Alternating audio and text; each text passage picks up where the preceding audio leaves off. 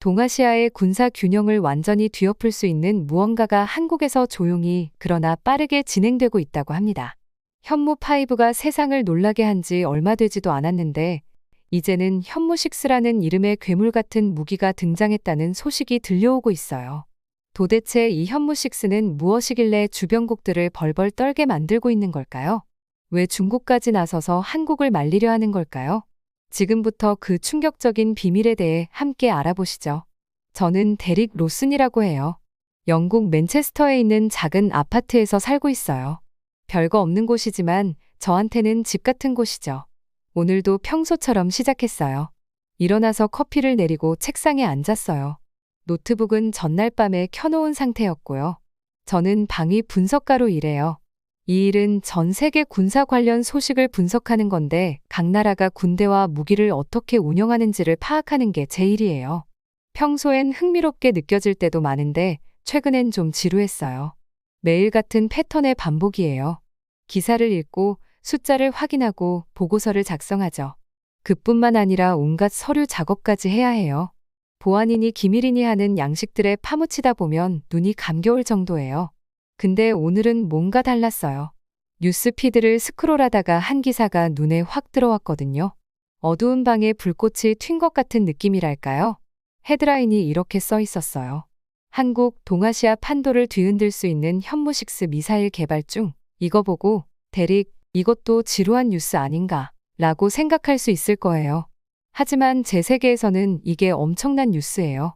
마치 좋아하는 스포츠팀이 슈퍼스타 선수를 영입했다는 소식을 들은 것처럼요. 저는 헤드라인을 보자마자 미사일이라는 단어가 끝나기도 전에 링크를 클릭했어요.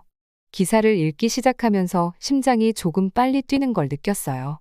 이건 단순히 어느 나라가 새로운 탱크나 전투기를 구입했다는 기사가 아니었어요. 이번엔 뭔가 특별한 게 있었죠. 기사에서는 한국이 새롭게 개발 중인 미사일에 대해 설명하고 있었어요. 그 이름이 현무6이래요.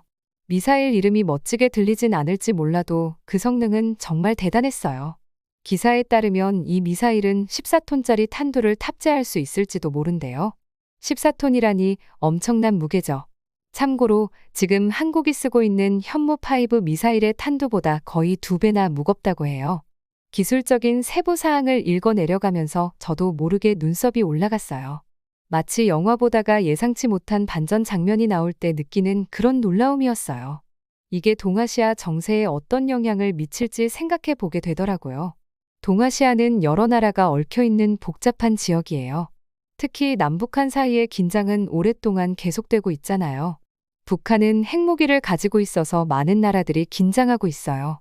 반면에 한국은 핵무기를 갖고 싶어 하진 않아요.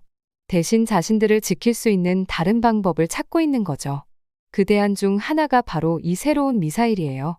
한국이 핵 없이도 이렇게 강력한 미사일을 만든다면 상황이 완전히 달라질 수 있어요. 마치 한국이 우린 핵이 없어도 스스로를 지킬 수 있어 라고 말하는 것과 같죠. 저는 의자에 기대어 생각에 잠겼어요. 커피가 이미 식었지만 신경 쓰이지 않았어요. 오랜만에 제 일이 재미있게 느껴졌거든요. 이건 그냥 또 하나의 지루한 보고서가 아니었어요. 동아시아 국가들 사이의 관계에 큰 변화를 가져올 수 있는 중요한 사건이었죠. 창밖을 보니 회색 하늘 아래 비가 내리고 있었어요. 맨체스터에선 흔한 풍경이죠.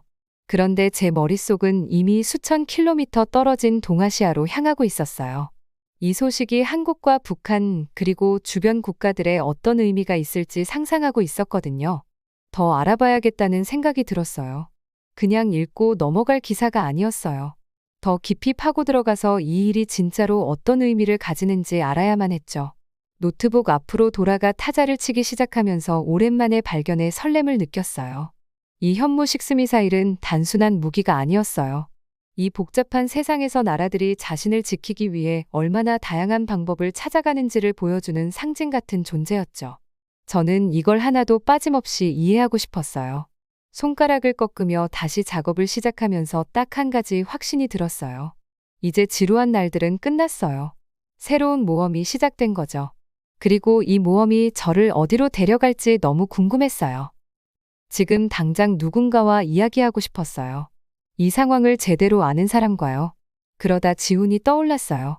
저와 지우는 꽤 오래전부터 알고 지냈어요. 몇 년 전 한 컨퍼런스에서 처음 만났는데 금방 친해졌죠. 그는 한국 서울에서 활동하는 군사 전문 기자였어요. 이런 일에 대해 내부 정보를 알 만한 사람이 있다면 바로 지훈이었을 거예요. 휴대폰을 집어들고 연락처를 스크롤했어요. 거기 있더라고요. 김지훈. 통화 버튼 위에 손가락을 잠깐 멈췄어요. 마지막으로 연락한 지 몇 년은 지난 것 같았죠. 혹시 저를 기억 못하면 어쩌지? 너무 바빠서 통화할 시간이 없으면? 그런 생각들이 스치고 지나갔어요. 하지만 고민을 떨쳐내고 전화를 걸었어요. 한 번, 두 번, 세 번 울리더니 포기하려던 찰나 드디어 딸깍하는 소리가 들렸어요. 여보세요? 익숙한 목소리가 스피커 너머로 들려왔어요. 지훈이야? 나 대릭이야. 대릭 로슨. 잠깐 시간 있어? 잠시 정적이 흘렀어요. 순간 그가 전화를 끊을까봐 걱정했는데 이내 웃음소리가 들려왔죠. 대릭, 오랜만이네. 어떻게 지냈어? 저도 모르게 숨을 내쉬었어요. 긴장이 풀리는 기분이었죠.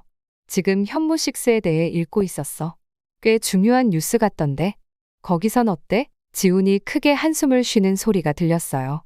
좋은 신호는 아니었죠. 여긴 지금 분위기가 살벌해, 대릭. 진짜 살벌해. 그의 목소리가 낮아졌어요. 마치 누가 듣고 있을까봐 경계하는 것처럼요. 정부는 공식적으로 많이 발표하진 않았지만 다들 현무식스에 대해 알고 있어. 온통 그 얘기뿐이야. 저는 몸을 앞으로 기울이고 전화기를 귀에 더 가까이 대었어요. 상황이 얼마나 심각한데? 심각해. 지훈의 목소리가 무겁게 들렸어요. 현무식스 개발은 정말 중요한 일로 여겨지고 있어. 핵무기를 사용하지 않으면서도 북쪽을 억제할 만큼 강한 억지력을 갖추는 게 목표야. 저는 고개를 끄덕였어요. 지훈이 볼 순 없었겠지만요. 그 말이 이해가 됐어요.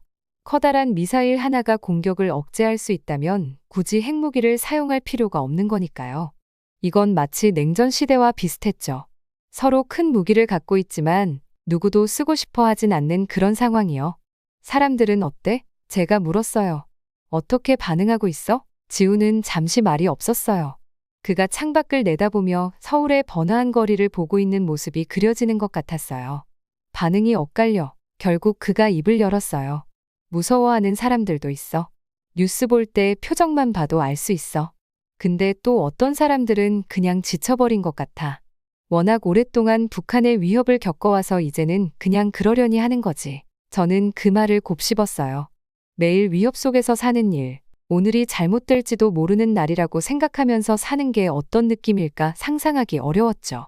근데 이번엔 말이야. 지훈이 이어갔어요. 북한 정권이 붕괴될 거라는 얘기까지 나오고 있어서 더 불안한 거야. 만약 북한 정권이 무너지면 난민이 몰려오겠지. 거기다 중국까지 끼어들 가능성도 있고. 사람들이 그런 것까지 걱정하고 있어. 지훈이 말을 이어갈수록 제 속이 점점 답답해졌어요.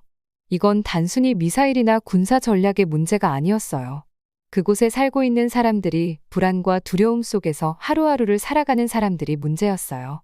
넌 어떻게 될 것 같아? 제가 조심스럽게 물었어요. 사실 그 대답을 듣고 싶지 않은 마음도 있었죠. 지훈이 길게 숨을 내쉬었어요.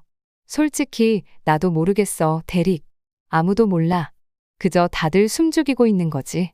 최선을 바라면서도 최악을 대비하고 있어. 우린 한참 더 얘기했어요. 지훈이 최신 소문과 추측들을 들려주었죠.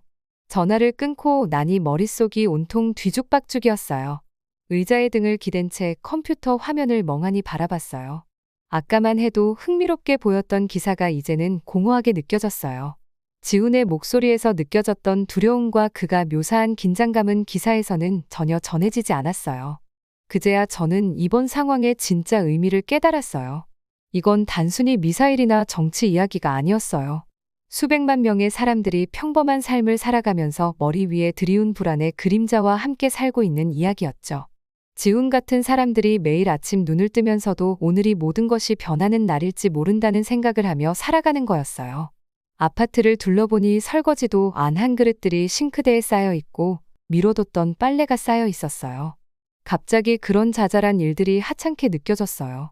서울에 사는 사람들, 평양에 사는 사람들, 이 긴장감 속에 갇힌 도시와 마을의 사람들이 떠올랐어요.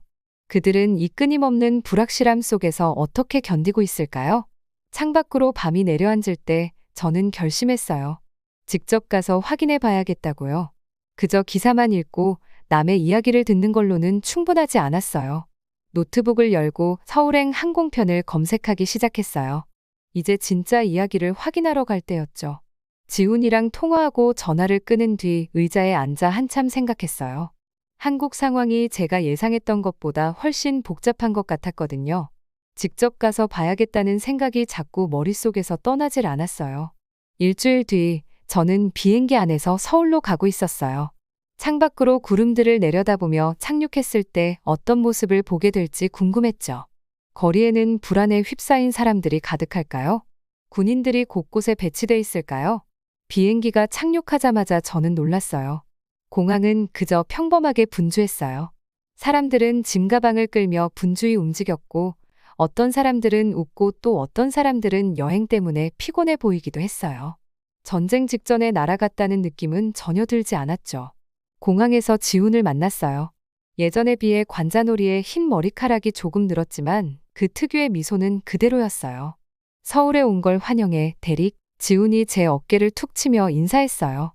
모험할 준비됐어? 며칠 동안 지훈은 저를 데리고 서울 곳곳을 안내해줬어요. 시장을 걸을 때마다 고기 굽는 냄새와 향신료 냄새가 공기를 가득 채웠고 공원에서는 할아버지들이 바둑을 두고 있었어요. 교복을 입은 학생들이 깔깔거리며 집으로 가는 모습도 보였죠. 모든 게 너무 평범하고 일상적으로 보였어요. 하지만 작은 것들이 눈에 들어오기 시작했어요. 가게 창문에 걸린 TV에서는 북한 관련 뉴스가 흘러나오고 있었고 어디엔가 붙어있는 포스터에는 수상한 행동을 발견하면 신고하라는 문구가 적혀 있었어요. 이런 조그만 단서들이 곳곳에 숨어 있었죠. 그걸 찾아볼 줄 안다면요. 어느 날 지훈은 저를 DMZ 근처에 있는 관측소로 데려갔어요. 북한과 남한 사이의 경계선 말이에요. 서울을 벗어나 시골길로 접어들자 군사시설들이 점점 눈에 띄기 시작했어요. 검문소도 보이고 철조망으로 둘러싸인 경계선도 보였어요. 마치 다른 세상에 들어선 기분이었죠. 관측소에 도착해서 쌍안경으로 북한을 바라봤어요. 불과 몇 마일 떨어진 곳에 이렇게 다른 세상이 있다는 게 신기했어요. 몇 개의 건물과 농경지가 보였는데 너무 조용하고 적막했어요. 항상 이래, 지훈이 말했어요. 조용하지. 하지만 언제 상황이 변할지 몰라. 주변에서는 남한 군인들이 훈련을 하고 있었어요. 그들의 얼굴은 진지하고 집중돼 있었죠. 서울 거리에서 봤던 젊은이들과는 완전히 달랐어요. 이 사람들은 큰 책임감을 지고 있는 군인들이었죠. 저는 근처에 있던 한 군인에게 물어봤어요. 지훈이랑 같은 이름인 지훈 병사였는데 자신의 일에 대해 어떻게 생각하는지 궁금했거든요. 가끔은 힘들어요. 그가 솔직하게 말했어요. 훈련을 많이 하고 늘 준비하고 있어야 하죠. 그래도 중요한 일이에요. 우리 가족과 집을 지키는 거니까요. 그때 갑자기 사이렌 소리가 요란하게 울리기 시작했어요. 지훈 병사의 눈이 커지더니 바로 자기 자리로 뛰어갔어요. 다른 군인들도 재빠르게 움직였어요. 심장이 쿵쿵 뛰었어요. 정말 무슨 일이 일어난 걸까요? 지훈이 제 팔을 잡았어요. 아마 훈련일 거야. 그가 말했지만 목소리에서는 긴장이 묻어났어요. 몇 분 동안 우리는 숨죽인 채 지켜봤어요. 군인들이 각자의 자리를 지키고 총을 겨누며 대기하고 있었죠. 저도 모르게 숨을 참으며 어떤 일이 벌어질지 기다리고 있었어요. 그러다 사이렌이 멈추고 상황 종료 신호가 울렸어요. 군인들이 안도하며 긴장을 풀었고 몇몇은 긴장된 웃음을 터뜨리기도 했어요. 봤지? 지훈이 말했어요. 그냥 훈련이었어. 근데 여긴 늘 이런 식이야. 언제 무슨 일이 일어날지 모르는 거지. 그날 저녁 서울로 돌아가는 길 내내 저는 낮에 봤던 일들이 머릿속에서 떠나질 않았어요. 시장에서 분주히 움직이던 사람들과 깔깔거리던 학생들이 있었던 그 서울과는 전혀 다른 풍경이었죠. 하지만 결국 그 모든 게 같은 나라에서 일어나고 있는 일이었어요. 한쪽에선 일상의 웃음이 넘쳐나고 또 다른 한쪽에선 긴장감 속에서 살아가고 있는 거죠. 서울로 돌아와서 지훈이 작은 식당으로 저를 데려갔어요. 낮은 테이블에 앉자 곧 김치찌개가 나왔어요. 얼큰한 냄새에 입안에 침이 고이더라고요. 찌개를 먹으면서 저는 지훈에게 물어봤어요. 늘 이렇게 긴장 속에서 지내는 거 어떻게 버티는 거야? 지훈은 잠시 생각하더니 숟가락으로 찌개를 휘저으며 말했어요. 쉽진 않지. 근데 어쩌겠어. 우리도 살아야지. 매일 껌만 먹고 살 순 없잖아. 저는 고개를 끄덕였어요. 이제 조금은 이해할 수 있을 것 같았거든요. 여기는 겁내지 않아서 용감한 게 아니라 겁이 나도 계속 살아가고 웃음을 잃지 않는 사람들이 있는 곳이었어요. 찌개를 다 비우고 나서야 깨달았어요. 제가 여기 온 이유였던 현무식스 미사일은 단순한 무기가 아니었어요. 그건 이 사람들이 자신을 지키면서도 더 나쁜 상황을 만들지 않으려는 희망의 상징이었어요. 두려움 속에서도 미래를 꿈꿀 수 있기를 바라는 희망이었죠. 그날 밤 침대에 누워 여러 가지 생각이 떠올랐어요. 저는 미사일에 관한 기사를 쓰러 여기 왔지만 결국 사람들에 관한 이야기를 가지고 돌아가게 될 거란 걸 알았어요. 위협의 그림자 속에서도 꿋꿋이 삶을 살아가는 사람들에 대해 말이에요. 그 그림자가 결코 그들의 마음까지 어둡게 만들지 못하게 하는 그런 사람들. 그게 진짜 이야기였어요. 제가 세상에 꼭 전해야 하는 이야기요. 이런 거대한 결정들 속에서 살아가는 사람들의 삶을 이해하는 게 중요하다는 걸 알게 됐죠. 한국을 떠날 짐을 싸면서 뭔가 달라진 기분을 떨칠 수가 없었어요. 그런데 떠나는 지금 단순히 사실과 수치만 얻고 가는 게 아니더라고요. 호텔 창가에 서서 서울의 분주한 거리를 내려다보던 게 떠올라요. 도시는 불빛과 소리로 가득 차 있었고 사람들은 바삐 움직이고 있었죠. 그때 문득 깨달았어요. 바로 이 사람들, 그들의 삶과 희망, 그리고 두려움이 이 모든 것의 핵심이라는 걸요. 제가 여기 있는 동안 지훈이라는 친구이자 가이드와 나눴던 대화들도 생각났어요. 우리는 현무식스에 대해 그리고 그게 한국에 어떤 의미인지에 대해 수많은 이야기를 나눴어요. 이건 그냥 무기 이상의 거야, 대릭. 이건 우리가 상황을 악화시키지 않으면서 안전을 지키려는 방법이야. 지훈이 그렇게 말했죠. 그제야 그의 말이 이해됐어요. 현무식스는 단순한 군사 장비가 아니었어요. 이 미사일은 전쟁 없이 자신을 지키려는 한 나라의 상징이었죠. 그건 강력한 방어와 지나친 공격성 사이에서 균형을 찾는 일이었어요. 위협을 막을 만큼 강해야 하지만 그렇다고 상황을 더 나쁘게 만들어서는 안 되는 거죠. 짐을 다 싸면서 제가 만났던 사람들 생각이 났어요. 군사분계선 근처에서 만났던 젊은 군인 민서도 그중 하나예요. 그녀의 눈에는 굳은 의지가 있었지만 걱정도 엿보였어요. 가족이 그립다고 말하면서도 군복무를 자랑스럽게 여기고 있었죠. 그리고 작은 식당에서 만난 김씨 할아버지도 기억나요. 한국 전쟁을 겪으신 분인데 그때 들었던 이야기는 제 마음을 울렸어요. 전쟁은 다시 일어나선 안 돼. 하지만 그렇다고 우리가 약해질 수도 없지. 그게 참 어려운 일이야. 할아버지 목소리는 떨리고 있었죠. 이곳에서의 경험은 영국 맨체스터에서 보고 들은 것과는 많이 달랐어요. 그곳에선 이런 문제들을 보고서나 뉴스 기사로 접했는데 여기서는 그걸 직접 눈으로 보게 된 거죠. 긴장과 걱정이 느껴졌지만 동시에 그 속에서 발견한 강인함과 희망도 있었어요. 모두 진짜였어요. 공항으로 향하는 길에 산책을 나온 가족들과 공원에서 놀고 있는 아이들, 일상을 살아가는 사람들을 보았어요. 그들도 북한과의 긴장 상황이나 미사일에 대해 알고 있을 거예요. 그런데도 그들은 계속 삶을 이어가고 웃고 평화를 바라며 살아가고 있었죠. 비행기 안에서 보고서를 쓰기 시작했어요. 현무식스의 기술적인 부분들 크기, 사거리, 기능 같은 것들을 당연히 포함해야 했어요. 그게 제 일이니까요. 하지만 그걸로 끝낼 수는 없었어요. 민서와 김씨 할아버지, 공원에서 봤던 가족들, 그리고 지훈과 나눈 이야기들도 꼭 담아야겠다는 생각이 들었어요. 제가 보고 느꼈던 걸 독자들에게 전하고 싶었거든요. 이게 단순히 미사일과 군사력에 관한 이야기가 아니라 평범한 사람들이 비정상적인 상황 속에서도 어떻게 일상을 살아가는지에 대한 이야기라는 걸 알리고 싶었어요. 보고서에 현무식스의 한국이 핵무기를 보유하지 않으면서도 평화를 유지하려는 방법이라고 썼어요. 이 미사일은 공격을 위한 것이 아니라 방어를 위한 방패와 같다고 설명했죠. 사람들이 이 미사일이 왜 중요한지 이해하길 바랐어요. 글을 쓰면서 저 자신이 변했다는 걸 느꼈어요. 이 여행 전까지만 해도 제 일은 지루했거든요. 그냥 숫자와 사실만 다루는 일처럼 느껴졌어요. 하지만 이제는 달라졌어요. 제가 쓰는 보고서 한 줄 한 줄이 실제 사람들의 삶과 연결되어 있다는 걸 깨달았어요. 맨체스터에 도착할 즈음 보고서를 마무리했어요. 평소보다 길고 내용도 좀 달랐어요.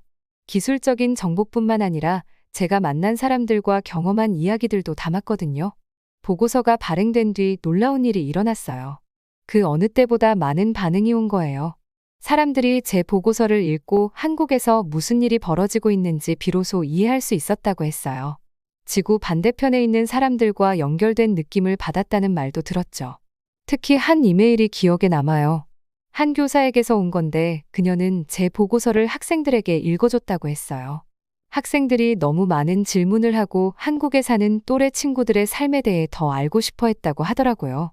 그때 저는 이 여행이 정말 가치 있었음을 깨달았어요. 미사일에 대해 배우러 한국에 갔지만 돌아올 때는 훨씬 더 많은 것을 얻었거든요.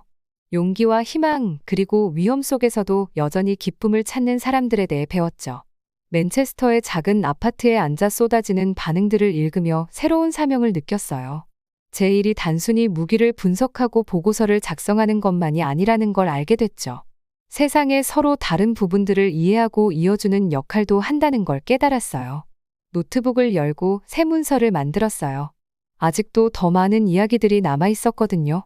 더 많은 사람들에 대해 쓰고 싶었어요. 이번에는 그 작업이 정말 기대되더라고요. 따뜻한 햇볕이 얼굴에 내리쬐는 걸 느끼며 제 작은 백합판에 앉아 있어요. 눈앞에는 마닐라만이 넓게 펼쳐져 있고 멀리 도시의 스카이라인이 보이네요. 제 이름은 루이스예요. 예전엔 어부로 살았죠. 하지만 이제는 더 이상 아니에요. 지금은 완전히 다른 일을 하고 있어요. 제가 절대 상상도 못했던 일이죠. 이제 저는 해양 보안 컨설턴트예요. 쉽게 말하면 우리 바다를 안전하게 지키는 일을 돕는 거죠. 제가 어떻게 여기까지 오게 됐는지 궁금하실 거예요. 꽤 긴 이야기지만 최대한 이해하기 쉽게 설명해 볼게요. 전 항상 바다를 사랑해왔어요. 저한테 바다는 그냥 커다란 물웅덩이가 아니에요. 살아있는 무언가 같아요. 비밀도 많고 위험도 가득하죠. 그런데 바다가 위험한 이유가 꼭 큰 파도나 갑작스러운 폭풍 때문만은 아니에요. 바다 위에서 사람들 사이에 벌어지는 싸움도 큰 위험 중 하나예요. 제가 살면서 남중국해에서 많은 갈등과 긴장을 목격해왔어요. 우리 근처 바다죠. 그런데 중국이 점점 더 많이 나타나기 시작하면서 상황이 악화되기 시작했어요. 큰 배를 끌고 와서 다른 사람들과 어울리려 하지 않더라고요. 그래서 저 같은 사람들이 물고기를 잡거나 배를 띄우는 것도 점점 어려워졌어요. 그러다가 제 인생이 완전히 바뀌는 날이 찾아왔어요. 몇 달 전 일이에요. 제 이웃이자 오랜 친구인 마르코가 평소처럼 고기를 잡으러 나갔다가 간신히 살아 돌아온 거예요. 중국 배들이 그의 작은 어선에 물대포를 쐈다는 거예요. 상상이 가세요? 마치 엄청난 파워를 가진 초대형 물총으로 공격을 당한 거나 다름없었죠. 이건 장난이 아니에요. 정말 무섭고 위험한 일이었어요. 마르코에게 무슨 일이 있었는지 들었을 때 제 안에서 뭔가가 확 끊어지는 느낌이 들었어요. 가만히 앉아서 보고만 있을 수 없다는 걸 깨달았죠. 우리 바다를 지키기 위해 뭔가를 해야겠다는 생각이 들었어요. 그래서 해양 보안에 대해 배우기 시작했어요. 해양 보안이라는 게 바다를 누구나 안전하게 쓸 수 있게 지키는 걸 의미해요. 책도 읽고 동영상도 보고 저보다 잘 아는 사람들과 대화도 나눴죠. 쉽진 않았어요. 처음 듣는 단어들과 개념이 너무 많았거든요. 그래도 포기하지 않았어요. 중요한 일이란 걸 알았으니까요. 그러다 정부와 함께 일하는 단체를 알게 됐어요. 그들은 남중국해에서 어떤 일이 벌어지고 있는지 파악하고 이해하려고 노력하고 있었어요. 그 순간 생각했죠. 이거다. 이렇게 하면 내가 도움을 줄 수 있겠다. 그 단체에 들어가는 건 간단하지 않았어요. 서류도 작성해야 했고 인터뷰도 봐야 했죠. 하지만 결국 합류하게 됐어요. 그리고 정말 완전히 새로운 세상이 열리더라고요. 이제 제 일상은 완전히 바뀌었어요. 예전에는 해 뜨기 전에 일어나서 고기를 잡으러 나갔는데 이제는 사무실로 출근해요. 물 위에 있는 것만큼 흥미롭진 않지만 지금 하는 일이 중요하다는 걸 알아요. 어떤 날은 컴퓨터 앞에 앉아서 지도와 보고서를 봐요. 또 어떤 날은 바다에 나가서 관찰한 걸 기록하기도 해요. 가끔은 지루하고 가끔은 답답할 때도 있어요. 알아야 할 게 너무 많거든요. 하지만 저를 계속 움직이게 만드는 건 이 일을 통해 제 고향과 친구들 그리고 가족을 지킨다는 생각이에요. 마르코가 그날 얼마나 두려웠을지 생각할 때마다 제가 옳은 일을 하고 있다는 확신이 들어요. 예전 어부 친구들에게 지금 제가 하는 일을 설명하는 건 쉽지 않아요. 해양 보안, 인하, 활동 모니터링, 같은 말을 하면 그들이 조금 이상한 눈으로 쳐다보기도 하거든요. 그래서 최대한 간단하게 설명해요. 바다를 지켜서 우리 모두가 안전하게 쓸 수 있게 하는 거야. 지금 제가 하는 일은 고기 잡는 일과는 다르지만 비슷한 점도 있어요. 여전히 인내심이 필요하고 주의 깊게 관찰해야 하고 바다를 이해해야 해요.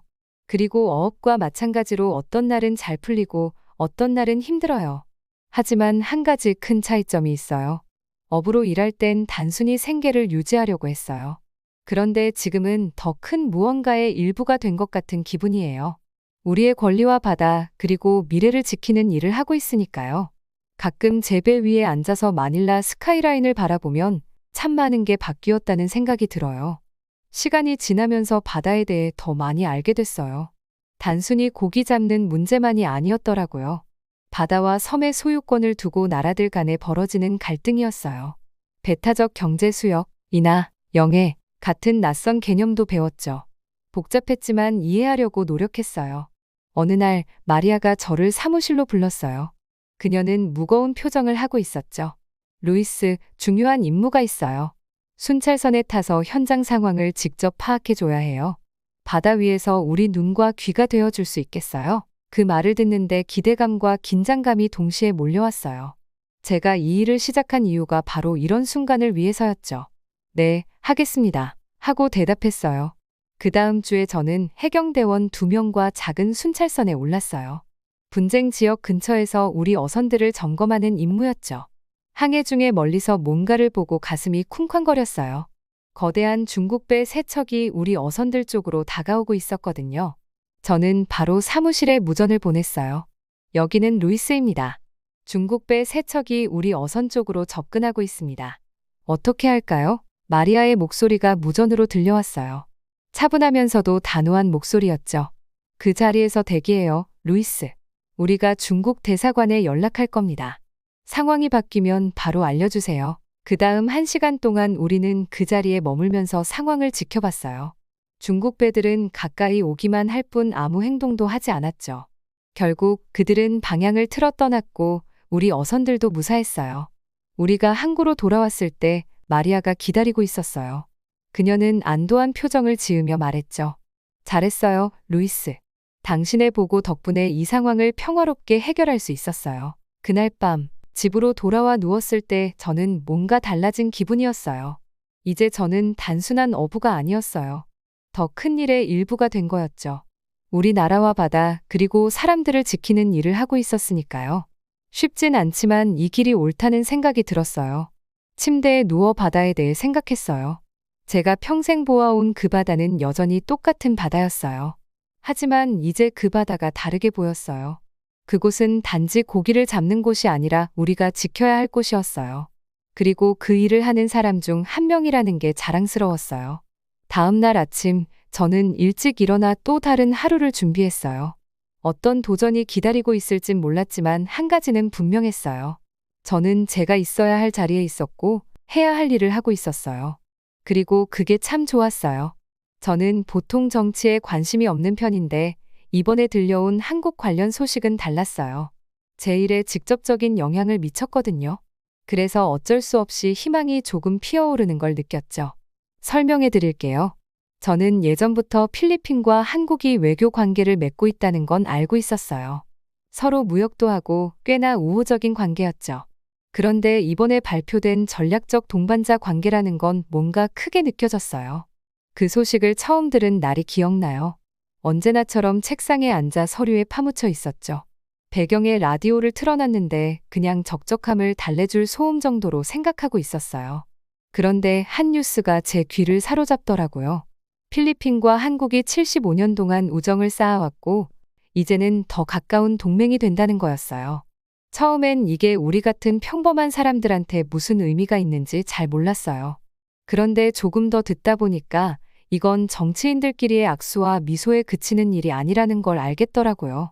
이건 진짜 도움이 될 수 있는 지원에 관한 거였고 우리의 일상의 변화를 가져올 수 있는 일이었어요. 뉴스에서는 합동 군사 훈련이 언급됐어요. 저도 이런 훈련에 대해선 알고 있었죠. 다른 나라들과도 가끔 훈련을 하거든요. 군인들이 함께 훈련하면서 협력하는 연습 같은 거예요. 이번 훈련 이름은 바리카탄 발리케이든이라고 하더라고요. 필리핀어로 어깨를 나란히라는 뜻인데 참 잘 어울리는 이름이란 생각이 들었어요. 그런데 진짜 흥미로웠던 부분은 한국이 함께하면서 우리가 더 나은 장비와 자원을 제공받을 가능성이 생겼다는 거였어요. 해양 보안 일을 하는 저로서는 정말 중요한 소식이었죠. 더 나은 장비가 생기면 어부들이 더 안전하게 바다에서 일할 수 있을 테고 중국 배들이 우리를 괴롭히는 상황에도 맞설 수 있는 기회가 생길 수도 있겠다는 생각이 들었어요. 그리고 군사적인 것뿐만이 아니었어요. 한국이 우리 국방 시스템을 현대화하는 데 도움을 줄 수도 있다는 이야기도 나왔어요. 전투기, 전함, 심지어 잠수함까지도요. 우리 해군이 현대식 잠수함을 갖게 된다니 상상만으로도 가슴이 뛰더라고요. 잠시 눈을 감고 그 장면을 떠올려 봤어요. 날렵하고 조용한 잠수함들이 우리 해역을 순찰하면서 물속에서 보이지 않게 우리를 지켜주는 모습이요. 문제를 일으키려는 이들이 모르게 바다 밑을 감시하는 수호자 같은 존재가 되는 거죠. 오랜만에 진짜 보호받고 있다는 느낌이 들었어요. 하지만 이건 단순히 멋진 장비에 관한 이야기가 아니었어요. 정말 인상 깊었던 건 우리가 더 이상 혼자가 아니라는 사실이었어요. 한국이 우리가 도와줄게 라고 말하는 거나 다름없었거든요. 그건 어떤 잠수함이나 전투기보다 더 큰 의미가 있었어요. 제가 한국이 왜 우리를 돕고 싶어 하는지 곰곰이 생각해 봤어요. 뉴스에선 한국도 북쪽 이웃과의 문제 때문에 비슷한 어려움을 겪고 있다고 했어요. 큰 나라 옆에서 위협을 느끼며 살아가는 게 어떤 기분인지 이해하니까 우리도 중국에 맞설 수 있도록 도와주려는 게 아닐까 싶었어요. 이 동반자 관계가 얼마나 중요한지 점점 더 깨달았어요. 이건 단순히 군사력을 키우는 일이 아니라 우리가 더 이상 억눌리지 않겠다는 의지를 보여주는 거였죠. 그리고 우리에겐 우리를 믿어주는 친구들이 있다 라고 당당히 말할 수 있는 일이기도 했어요. 그날 저는 새로운 에너지를 느꼈어요. 제가 하고 있는 일 바다를 지키고 어부들을 보호하는 일이 더는 단순히 제 지역 사회만을 위한 게 아니었어요. 이젠 더 큰 무언가의 일부가 된 기분이었죠. 그리고 그 일이 우리나라의 미래를 바꿀 수도 있겠다는 생각이 들었어요. 그 이후로 며칠이 지나면서 작은 변화들이 보이기 시작했어요. 뉴스에서는 해양 보안에 대해 더 많이 다루기 시작했고 동네 사람들도 그 이야기를 나누더라고요. 제가 해양 보안 쪽에서 일한다는 걸 아는 사람들은 제게 물어보기도 했어요. 정말 잠수함을 갖게 될까요? 중국 배들이 또 오면 한국 사람들이 우리를 도와줄까요? 이런 식으로요. 저는 모든 답을 알고 있진 않았지만 제 믿음을 전했어요. 이번 동반자 관계는 올바른 방향으로 나아가는 첫걸음이라고요. 당장 모든 문제가 해결되진 않겠지만 우리에게 싸워볼 만한 기회를 준다고 말했죠. 어느 저녁 마닐라 만위에서 해가 지는 걸 보면서 많은 생각이 들었어요. 바다는 여전히 예전과 똑같이 넓고 아름답지만 조금은 위험하게 느껴졌어요. 그런데 이제 한국이라는 동맹이 있다는 사실 덕분에 바다가 달라 보였어요. 이젠 우리가 홀로 짊어져야 할 짐이 아니었거든요. 우리와 같은 어려움을 이해하고 함께 서주겠다는 친구들이 있었으니까요. 배를 몰아 항구로 돌아가면서 여러 감정이 교차했어요. 희망, 자부심, 그리고 결의까지요. 우리가 직면한 도전들은 여전히 있었고 수평선 위에 폭풍 구름처럼 드리워져 있었죠. 하지만 오랜만에 그 폭풍을 이겨낼 힘이 우리에게도 있다는 느낌이 들었어요. 그건 정말 싸워볼 가치가 있는 일이었죠. 밤은 고요했지만 제 마음은 그렇지 않았어요. 작은 감시실에 앉아 남중국해를 비추는 화면들에 눈을 떼지 못하고 있었죠. 저와 팀원들은 늦게까지 남아 바다를 지켜보며 우리 어민들이 안전한지 확인하고 있었어요. 그때 갑자기 정적을 깨는 소리가 들렸어요. 라디오에서 지지직거리는 소음이 흘러나왔죠. 손이 약간 떨리는 걸 느끼며 무전기를 집어들었어요. 왠지 모르게 이번 호출이 평범한 상황은 아닐 거라는 예감이 들었거든요. 메이데이, 메이데이, 다급한 목소리가 들려왔어요. 여기는 어선 프롤레스 앵다겟입니다. 도움이 필요해요. 저는 최대한 차분하게 목소리를 가다듬고 마이크를 잡았어요. 여기는 해양 경비팀의 루이스입니다. 무슨 상황이신가요? 어민의 목소리가 떨렸어요. 중국 배 세 척이 우리 쪽으로 다가오고 있어요. 우리 보고 나가라고 하네요. 하지만 여긴 필리핀 영해예요. 물대포를 쏘거나 배를 들이받을까봐 무서워요. 가슴이 철렁 내려앉았어요. 이런 상황이 일어날까봐 우리가 늘 경계하고 있었던 거였죠. 팀원들과 눈이 마주쳤는데 모두 걱정스러운 눈빛이었어요. 이 상황이 얼마나 위험한지 우리 모두 알고 있었거든요. 진정하세요. 제가 무전에 대고 말했어요. 정확한 위치를 알려주실 수 있나요? 어민이 좌표를 말하는 동안 저는 그 정보를 신속하게 해안경비대에 전달했어요. 제 동료 마리아는 이미 다른 전화로 해안경비대의 상황을 설명하고 있었고요. 구조대가 출발했어요. 제가 어민들에게 안심시키려 말했어요. 중국 배들 근처에는 최대한 가지 마세요. 절대 그들을 자극하지 마세요. 어민들이 알아들었다고 대답했지만 그들의 두려움이 고스란히 느껴졌어요. 기다리는 시간이 가장 힘들었어요. 매분 매초가 1시간처럼 길게 느껴졌고 어민들로부터 들어오는 상황 업데이트에 신경을 곤두세웠죠. 중국 배들이 점점 가까워지며 작은 어선을 둘러싸기 시작했어요. 확성기를 켜고 있어요. 한 어민이 보고했어요. 여긴 중국 영해라고 주장해요. 하지만 아니에요. 평생 이 바다에서 고기 잡았는데요. 화가 나고 무력한 기분이 들었어요. 여기는 우리 영해이고 우리의 사람들이에요. 그런데도 더 강한 힘 앞에서 그들이 괴롭힘 당하는 걸 보고만 있어야 한다니요. 예전에 저도 어부였을 때 넓은 바다 한가운데에서 얼마나 무력함을 느꼈는지 떠올랐어요. 지금은 이렇게 도움을 주는 입장이지만 여전히 그때의 무력감이 느껴졌어요.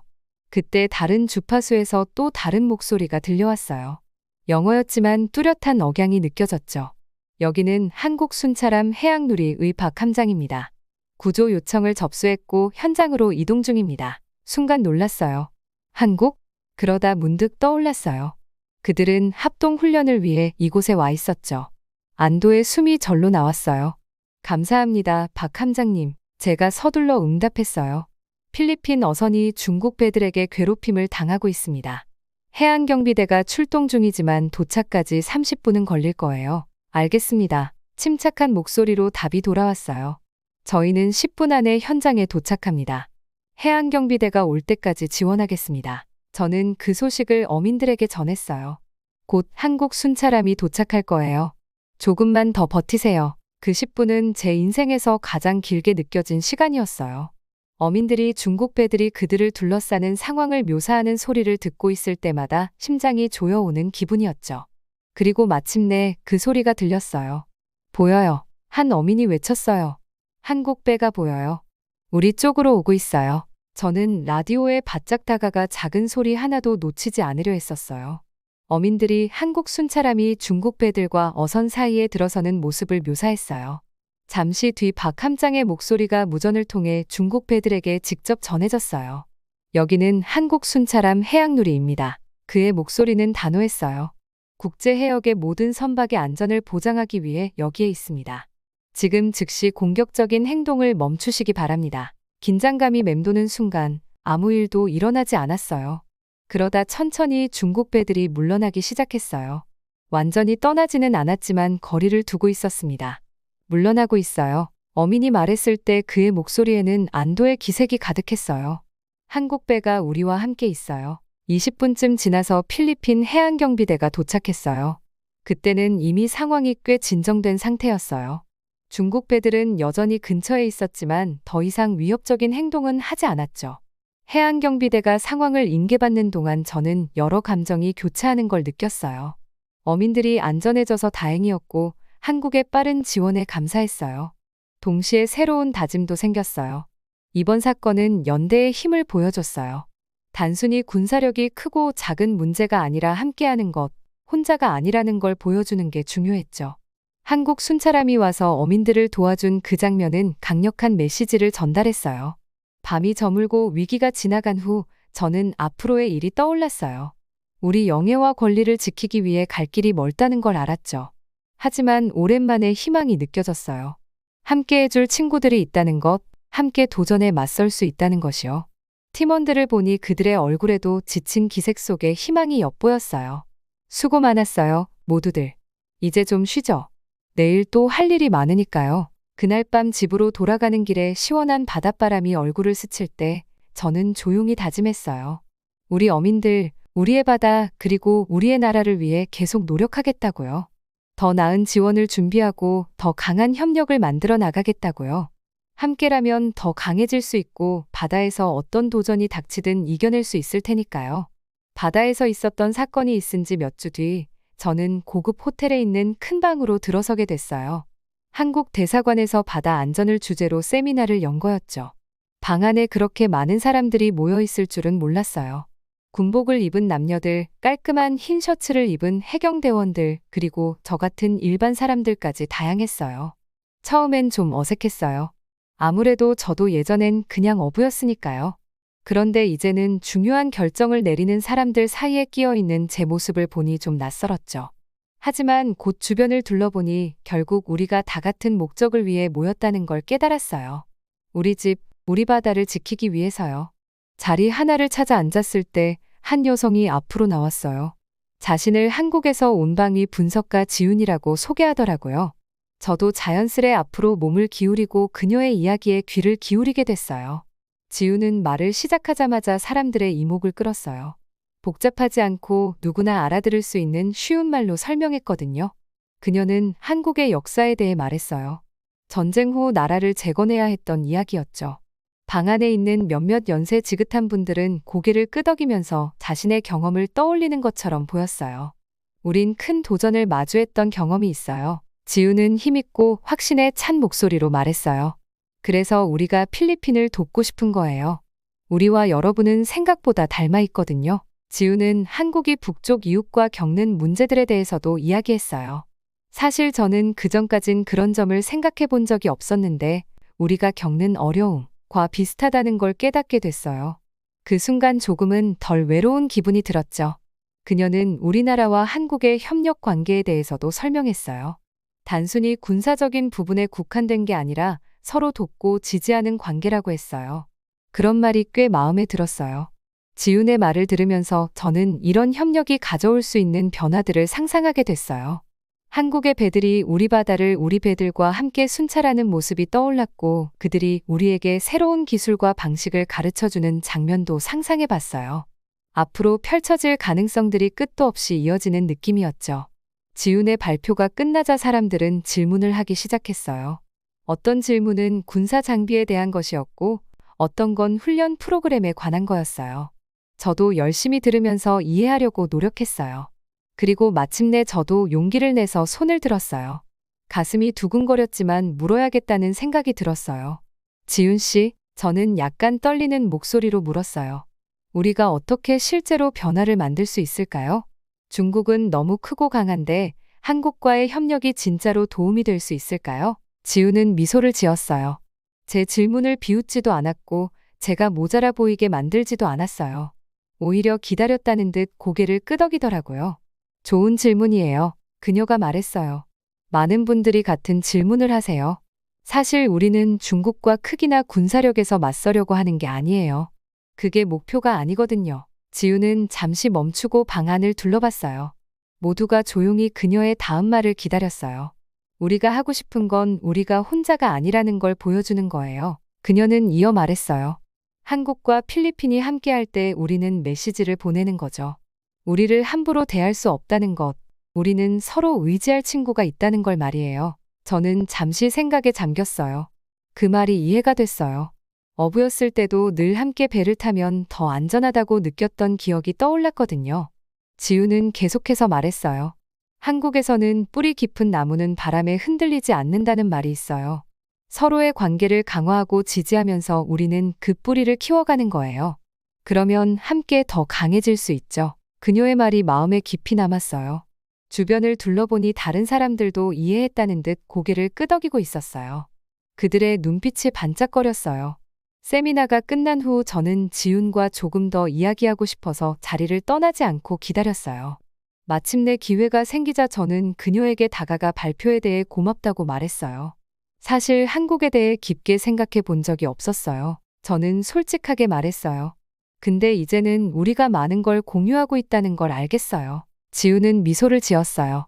그게 바로 제가 여기 온 이유예요. 그녀가 말했어요. 서로를 더 잘 이해하도록 돕기 위해서요. 우리는 다른 나라지만 비슷한 문제들을 겪고 있어요. 그리고 함께라면 해결 방법을 찾을 수 있을 거예요. 호텔을 나설 때 저는 뭔가 달라진 기분이었어요. 마음이 가벼워진 듯했고 뭔가 희망이 생긴 느낌이었죠.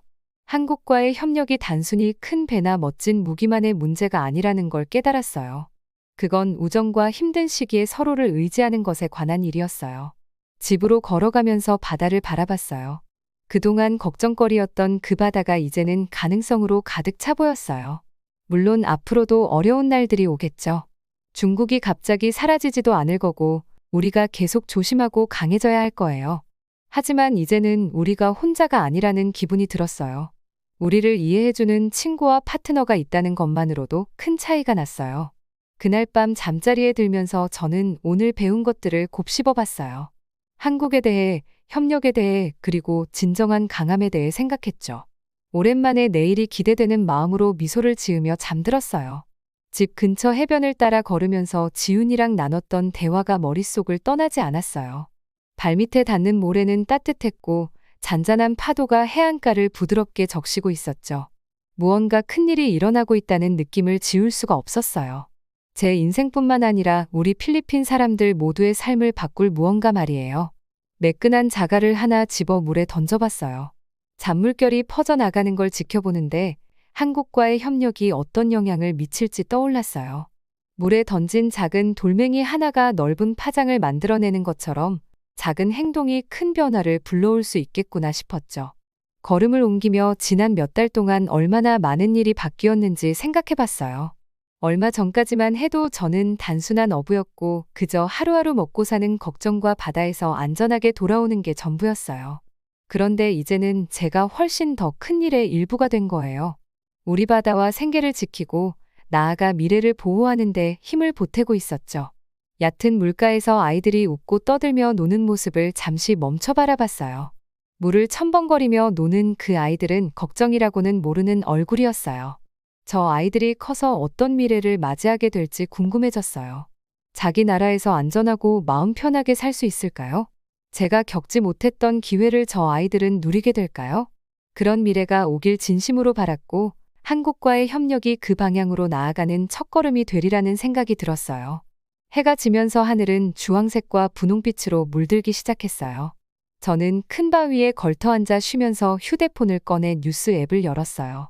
필리핀과 한국 해군이 함께하는 합동훈련에 대한 기사가 올라와 있었죠. 두 나라 해군이 서로 배우고 협력하면서 더 강한 팀이 되어가고 있다는 내용이었어요. 저도 모르게 미소가 지어졌어요. 이게 바로 지훈이 말한 거였어요. 우리가 혼자가 아니라는 걸 보여주는 거죠. 가장 큰 배나 최첨단 무기를 가지는 게 중요한 게 아니었어요. 서로를 지지하고 함께 서서 단결하는 게 핵심이었죠. 그리고 그걸 통해 누군가 우리를 괴롭히려 한다면 당당히 맞설 수 있다는 메시지를 전달하는 거였어요. 기사에는 필리핀 해군들이 한국으로 훈련을 받으러 간다는 소식도 있었어요. 그들이 얼마나 기대되겠어요. 새로운 기술을 배우고 한국 문화를 경험하고 그 지식을 가지고 다시 고향으로 돌아올 테니까요. 그걸 떠올리면서 이번 협력이 단순히 군사적인 힘을 키우는 것만이 아니라 사람들 사이에 다리를 놓는 과정이라는 걸 깨달았어요. 집으로 돌아가는 길에 지역 커뮤니티 센터 앞을 지났는데 벽에 붙은 포스터가 눈에 들어왔어요. 한국어 수업을 광고하는 포스터였죠. 우리 작은 해안 마을에서 한국어가 유용한 날이 올 거라곤 상상도 못했는데 저도 모르게 웃음이 나왔어요. 그날 밤 침대에 누웠는데 도저히 잠이 오지 않았어요. 머릿속이 아이디어로 가득 찼거든요. 이 협력을 통해 우리 지역 사회에 도움이 될 수 있는 방법들이 자꾸 떠오르는 거예요. 학생들 교환 프로그램을 만들어 보면 어떨까? 아니면 한국 기업들이 우리 지역 사업에 투자하게 만들 수 있을까? 생각할수록 가능성은 끝이 없었어요. 결국 책상에 앉아 컴퓨터를 켜고 한국에 대해 더 찾아보기 시작했어요. 한국의 역사, 문화 그리고 전쟁으로 폐허가 됐다가 어떻게 세계적인 경제 강국으로 성장했는지에 대해 읽었죠. 알아갈수록 영감이 샘솟았어요. 그들이 해냈다면 우리도 할 수 있지 않을까요? 새벽빛이 창문 사이로 스며들 무렵 저는 결심했어요. 우리 지역 공무원들에게 문화 교류 프로그램을 제안해 보기로요. 한국 사람들을 우리 마을에 초대해서 우리의 삶을 보여주고 그들의 삶을 배우는 거예요. 작은 시작이지만 두 나라 사람들 사이에 이해를 쌓는 중요한 한 걸음이 될 거라고 생각했어요. 다음 날 직장 동료들에게 제 아이디어를 말해봤어요. 의외로 모두들 관심을 보이는 거예요. 한 동료는 마침 관광청에서 일하는 사촌이 있다고 하면서 도움을 줄 수 있을지도 모르겠다고 하더라고요. 뭔가 신나는 일이 시작되는 기분이 들었어요. 그 후 몇 주 동안 저는 이 프로젝트에 온 힘을 쏟았어요. 사람들에게 연락하고 제안서를 작성하고 간단한 한국어 문장도 몇 개 배워봤어요. 물론 쉬운 일만 있었던 건 아니에요. 중간중간 어려움과 좌절도 있었지만 그럴 때마다 지훈이 했던 연대와 함께하는 힘이라는 말이 떠올랐어요. 프로젝트가 점점 구체화되면서 우리 지역에도 변화가 보이기 시작했어요. 사람들은 한국에 대해 더 관심을 가지기 시작했고 여기저기서 질문도 하고 이야기들도 나왔어요. 이제는 단순히 국방과 안보의 문제가 아니었어요. 그 이상으로 우정과 문화 교류 그리고 새로운 기회에 대한 이야기였죠. 어느 저녁 백악판에 서서 노을을 바라보는데 오랜만에 희망이란 감정이 밀려왔어요. 바다는 끝없이 펼쳐져 있었고 그 안에는 무궁무진한 가능성이 담겨 있었어요. 물론 앞으로도 중국과의 긴장감이 금방 사라지진 않을 거예요. 하지만 이제는 우리가 그 문제를 혼자 감당하는 게 아니라는 생각에 마음이 든든했어요. 짭조름한 바닷바람을 깊이 들이마시며 저는 조용히 숨을 내쉬었어요. 미래가 불확실하긴 하지만 그 안엔 분명한 희망도 함께 있었어요. 한국이라는 친구와 함께라면 어떤 어려움이 와도 충분히 맞설 수 있을 거라는 자신감이 들었어요. 그리고 저는 그 감정을 안고 천천히 배를 몰아 해안으로 돌아왔어요. 다음 장이 무엇이 될지는 모르겠지만 이제 어떤 일이 닥쳐도 준비가 된 기분이었어요.